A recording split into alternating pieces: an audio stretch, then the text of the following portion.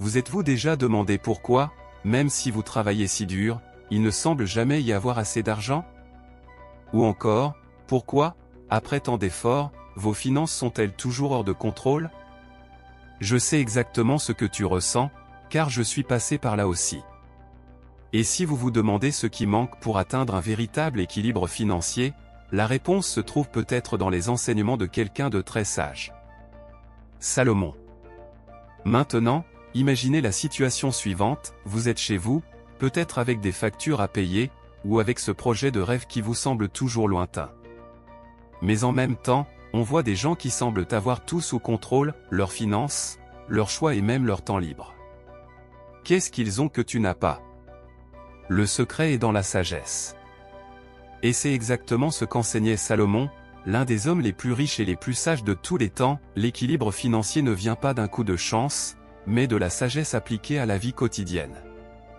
Il ne parle pas d'accumuler de l'argent de manière incontrôlable, mais plutôt d'avoir un réel contrôle sur ses finances, de vivre une vie équilibrée et de savoir faire les bons choix. Et le meilleur dans tout ça, ces enseignements ne sont pas trop anciens pour être appliqués à votre vie aujourd'hui. En fait, ils pourraient être la clé pour renverser la situation et atteindre la stabilité financière dont vous avez toujours rêvé. Alors avant de penser que cela ne s'applique pas à vous, arrêtez-vous une seconde. Et dites-moi, allez-vous continuer à vivre sans direction financière, ou allez-vous faire le premier pas maintenant pour commencer à transformer votre vie? Si vous êtes prêt à apprendre ce que Salomon nous a enseigné sur la façon de vivre avec un équilibre financier, ne perdez pas de temps. Abonnez-vous à la chaîne dès maintenant, activez les notifications et suivez toutes les vidéos que nous avons préparées pour vous.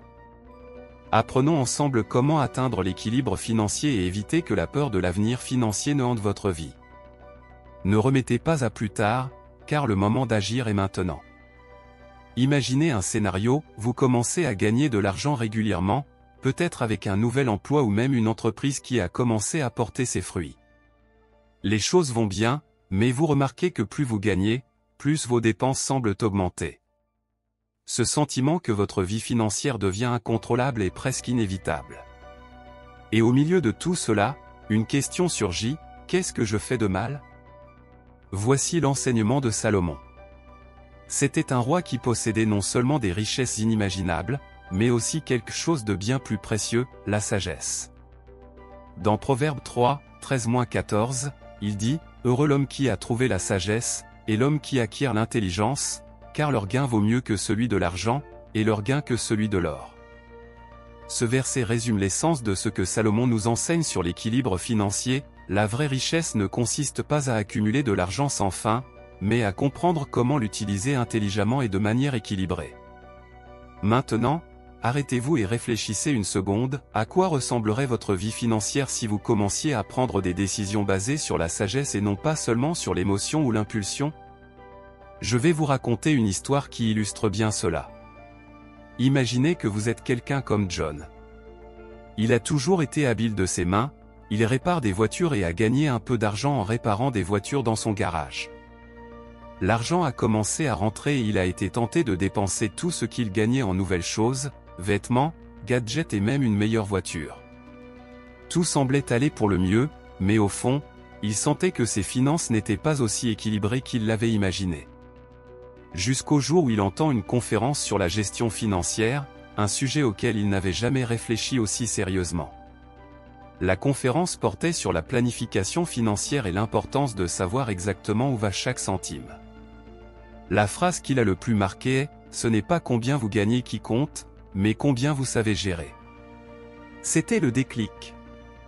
Il s'est rendu compte que même s'il gagnait bien sa vie, son argent était consommé par de petites habitudes et des choix impulsifs. Inspiré par les enseignements de la conférence et la sagesse de Salomon, Jean a décidé de changer. Il a commencé à suivre ses dépenses, en notant tout ce qu'il achetait, d'un simple café aux achats plus importants. Chaque semaine, il réfléchissait à ses décisions financières et cherchait des alternatives plus intelligentes, comme l'achat de matériaux d'occasion pour son travail au lieu d'articles neufs. Et tu sais ce qui s'est passé? Non seulement il a acquis plus de contrôle sur ses finances, mais au fil du temps, il a commencé à accumuler de la richesse de manière solide et sans sacrifice majeur. Salomon nous enseigne que pour atteindre l'équilibre financier, nous n'avons pas besoin de miracles, mais de sagesse et de discipline. C'est cette sagesse qui nous permettra non seulement de gagner plus, mais d'utiliser ce que nous gagnons intelligemment, avec planification et équilibre. Les connaissances financières sont la clé pour ouvrir les portes d'un avenir plus sûr, sans avoir à sacrifier notre tranquillité d'esprit. Alors qu'attendez-vous? Que diriez-vous de suivre l'exemple de Joao et de commencer dès maintenant à rechercher des connaissances financières qui changeront votre façon de gérer votre argent? La sagesse dont parle Salomon peut être la première étape pour transformer complètement votre relation avec l'argent et atteindre un équilibre qui va bien au-delà de votre compte bancaire. Imaginez que vous marchez dans une rue animée, pleine de boutiques lumineuses et d'offres alléchantes. Chaque vitrine présente quelque chose dont vous pensez avoir besoin, cette nouvelle paire de chaussures, un gadget dont tout le monde parle ou même une tenue de créateur. En passant, la tentation est énorme. Soudain, vous vous surprenez à penser, je le mérite vraiment. J'ai travaillé si dur, ça ne fait pas de mal de me faire plaisir un peu. Et sans vous en rendre compte, vous finissez par faire l'achat. Cela semble inoffensif, n'est-ce pas? Mais que se passe-t-il si ce comportement devient habituel? Et si la sensation de plaisir immédiat devenait une routine, compromettant votre santé financière? Salomon nous met en garde précisément contre cela. Dans Ecclésiaste 5h10, il est écrit, « Celui qui aime l'argent n'est jamais rassasié par l'argent, celui qui aime les richesses n'est jamais rassasié par son revenu. » Il savait que le désir insatiable de toujours plus peut nous conduire sur un chemin sans fin où nous ne sommes jamais vraiment satisfaits. Le problème n'est pas de vouloir de bonnes choses, c'est de ne jamais savoir quand c'est suffisant. Voici un exemple que vous avez peut-être déjà vécu, imaginez Anna. Elle a toujours été très prudente avec ses finances, mais au fil du temps, les offres ont commencé à l'affecter. Un jour, elle tombe sur une promotion incontournable sur un sac de créateur. Là encore une fois, pensa-t-elle. Puis vint le dîner au restaurant, et plus tard, un autre plat qu'elle devait absolument avoir. Lorsqu'elle s'en est rendue compte, ses dépenses mensuelles dépassaient largement ce qu'elle avait prévu et elle a commencé à ressentir le poids de la dette. Salomon a dit un jour que l'équilibre ne se trouve pas dans l'accumulation sans fin, mais dans la capacité de savoir ce qui compte vraiment et de vivre avec modération. L'enseignement de ne pas céder aux excès consiste à trouver satisfaction dans les choses simples et essentielles, sans se laisser consumer par des désirs momentanés. Anna a dû réfléchir à ses priorités et se rendre compte qu'en cédant constamment à la tentation, elle compromettait non seulement son portefeuille, mais aussi sa tranquillité d'esprit. La véritable clé est de vivre en équilibre, en faisant des choix conscients sur ce qui en vaut vraiment la peine. Il ne s'agit pas de ne jamais se faire plaisir avec ce que l'on désire, mais de savoir quand et comment le faire sans compromettre votre sécurité financière à long terme. Alors, comment pouvez-vous appliquer cela à votre vie? Avant de faire un achat impulsif, prenez un moment et demandez-vous, est-ce que cela ajoutera quelque chose de significatif à ma vie, ou est-ce juste une gratification momentanée? N'oubliez pas, la véritable liberté financière survient lorsque vous pouvez vivre simplement et vous concentrer sur l'essentiel, pas sur l'excès. Maintenant, imaginez que vous vous dirigez vers un grand objectif dans votre vie. Peut-être s'agit-il de la maison de vos rêves, ou même d'une retraite paisible, sans avoir à vous soucier des dettes ou des urgences financières. La question est, comment y parviendrez-vous? De manière impulsive et sans réfléchir à l'avenir, ou avec un plan solide qui vous guide à chaque étape du chemin? Salomon savait que pour réaliser une grande œuvre, le secret était de planifier judicieusement. Dans Proverbe 21h5, il nous dit, « Les projets bien conçus mènent à l'abondance, mais l'homme précipité finit dans la pauvreté. » Cette phrase est puissante, car elle parle directement de l'importance de prendre des décisions financières conscientes et bien planifiées, plutôt que d'agir sur un coup de tête ou d'attendre un miracle. Laissez-moi vous raconter l'histoire de Marcos. Il a toujours été très doué pour profiter des opportunités et dans de nombreux aspects de la vie, il s'en est bien sorti. Cependant, lorsqu'il s'agissait de finances, il ne s'arrêtait jamais pour penser à l'avenir. Il dépensait ce qu'il gagnait, sans réserve, pensant que la vie serait toujours facile. Un jour, il s'est retrouvé dans une situation difficile, avec une crise économique qui affectait son travail, et il a commencé à se demander, comment suis-je arrivé ici? Pourquoi n'ai-je pas pensé à l'avenir? C'est à ce moment-là qu'il s'est souvenu des enseignements de Salomon et a décidé de changer. Il a commencé à se fixer des objectifs financiers clairs, économiser un pourcentage de son salaire chaque mois, investir dans un fonds d'urgence et enfin planifier sa retraite. Ce n'était pas facile au début, mais il a commencé à voir les avantages à long terme. Au fil du temps, Marcos a réalisé que le véritable pouvoir de l'équilibre financier réside dans la planification de l'avenir, et non pas simplement dans le fait de vivre le présent sans se soucier des conséquences. Cet apprentissage a été un tournant pour Marcos. Il a compris que s'il voulait atteindre la liberté financière et vivre en toute sécurité, il devrait prendre des décisions financières intelligentes et bien structurées, axées sur l'avenir. Il n'était plus à la merci des circonstances. Il avait effectivement le contrôle de sa vie financière, avec un plan à suivre, des objectifs clairs et la discipline pour les atteindre. Maintenant, la question est, avez-vous un plan financier pour l'avenir? Si vous n'en avez pas, il est temps de commencer. Il n'est pas trop tard pour ajuster le cap. Si vous créez un plan solide et commencez à épargner et à investir, vous réaliserez que le temps sera votre meilleur allié. Ce que vous plantez maintenant, vous le récolterez dans le futur. Avez-vous déjà pensé que parfois, plus vous aidez les autres, plus vous vous aidez vous-même? Cela semble contradictoire, mais la sagesse de Salomon va exactement dans cette direction. Il nous enseigne non seulement à économiser et à accumuler, mais aussi à partager ce que nous avons, qu'il s'agisse de connaissances, d'argent ou de temps.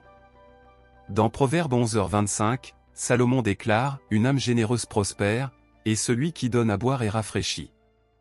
Cet enseignement nous fait réfléchir sur la façon dont l'acte d'être généreux peut, en fait, apporter la prospérité, non seulement financièrement, mais dans tous les domaines de notre vie. Salomon nous enseigne que la générosité crée un cycle positif, où le bien que nous faisons nous revient de manière inattendue et transformatrice. Je vais vous raconter l'histoire de Patricia, une amie à moi, qui a vécu cette transformation. Patricia a toujours eu une vie financièrement confortable. Elle n'était pas riche, mais elle n'a jamais manqué du nécessaire.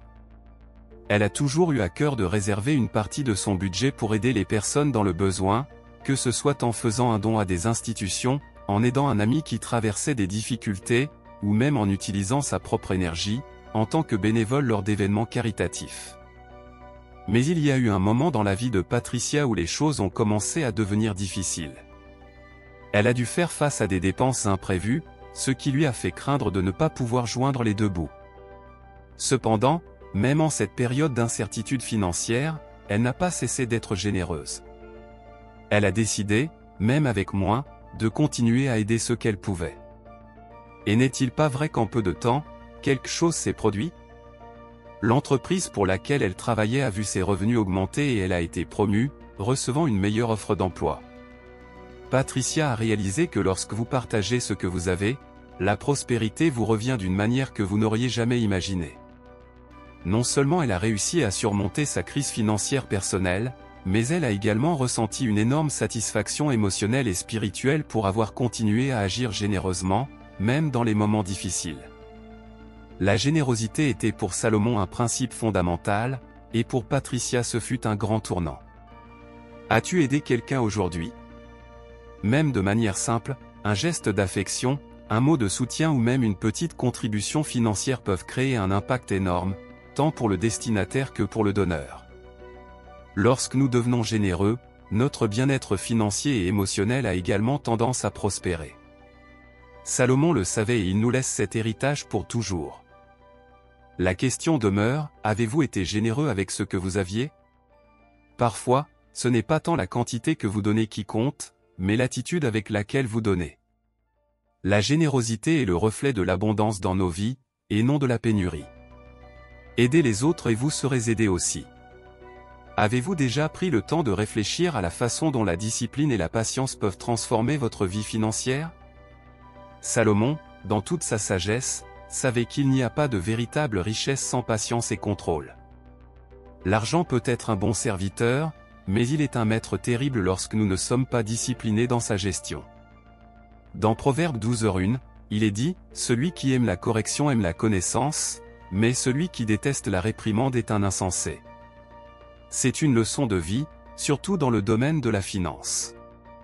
Avoir de la discipline, ce n'est pas seulement savoir épargner, mais aussi avoir la patience d'attendre les résultats des bons choix financiers que nous faisons. Je vais vous parler de Thiago, un exemple clair de la façon dont la discipline peut être transformatrice. Thiago a toujours rêvé d'ouvrir sa propre entreprise. Il avait beaucoup d'idées, mais il savait que pour les réaliser, il avait besoin d'argent. Au cours des premiers mois, il a commencé à mettre en pratique la stratégie d'économiser une petite partie de son salaire, sans se précipiter, sans devenir obsédé par le « maintenant ». Au lieu de dépenser pour des choses inutiles, il s'est concentré sur le long terme et a commencé à investir et à épargner avec discipline. C'était dur, surtout quand il voyait ses amis dépenser de l'argent pour des choses qu'ils ne pouvaient pas encore se permettre. Mais malgré cela, il est resté concentré. Il n'a pas cédé à la tentation de dépenser de manière impulsive et, au fil du temps, ses économies ont commencé à croître. Après quelques années de patience et de persévérance, Thiago a réussi à réunir les fonds nécessaires pour ouvrir son entreprise, et aujourd'hui il est un entrepreneur à succès. Tout cela a été possible grâce à la discipline et à la patience dont il a fait preuve au fil du temps. Salomon savait que la véritable richesse ne vient pas de gains rapides, mais de choix cohérents faits avec patience et intelligence. Il nous enseigne qu'au lieu de rechercher une richesse rapide, nous devrions investir dans une croissance progressive et un développement durable. Il savait que la patience est la clé pour préserver ce que nous avons accompli et accroître notre prospérité de manière durable. Alors, que pouvez-vous commencer à faire aujourd'hui pour être plus discipliné avec votre argent? Vous pouvez commencer à contrôler vos impulsions et à penser à l'avenir, même si cela signifie retarder certaines gratifications dans le présent. Avec de la patience et de la discipline, vos objectifs financiers ne sont pas aussi éloignés qu'ils le paraissent. Les petits choix que vous faites aujourd'hui se traduiront par de grandes réalisations demain. Eh bien, maintenant que vous connaissez les puissants enseignements de Salomon sur l'équilibre financier, je veux que vous preniez un moment pour réfléchir. Comment gérez-vous votre argent? Recherchez-vous la sagesse, pratiquez-vous la discipline et vivez-vous une vie équilibrée, ou vous laissez-vous encore emporter par les impulsions du quotidien? N'oubliez pas, la connaissance est la clé pour transformer vos finances, et la sagesse de Salomon ne consiste pas seulement à accumuler des richesses, mais à faire des choix plus intelligents, plus équilibrés et plus durables. Il est possible de parvenir à une vie financière prospère et paisible, mais cela nécessite de la patience, de la planification et, surtout, la volonté d'agir avec sagesse. C'est maintenant à votre tour de mettre ces enseignements en pratique. Si vous avez été inspiré et que vous souhaitez plus de contenu comme celui-ci, n'oubliez pas de vous abonner à la chaîne. Activez les notifications pour ne manquer aucune vidéo et partagez ce contenu avec vos amis afin qu'ils puissent eux aussi apprendre à vivre plus sagement. Théorie financière. Atteignons ensemble l'équilibre et la prospérité que nous méritons. On se retrouve dans la prochaine vidéo.